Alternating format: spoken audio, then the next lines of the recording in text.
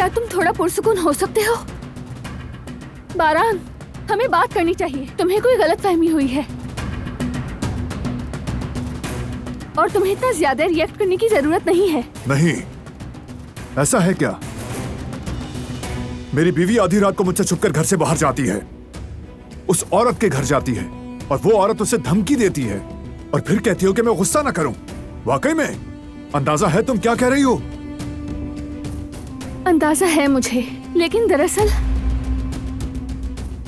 उस औरत ने तुम्हें धमकी क्यों दी? बताओ मुझे। बारान, ऐसा कुछ नहीं है। मैं सब कुछ जानता हूं। अब मजीद मुझसे कुछ मत छुपाओ। तुम्हें देखा है, उस दिन लॉन में तुम दोनों को देखा था।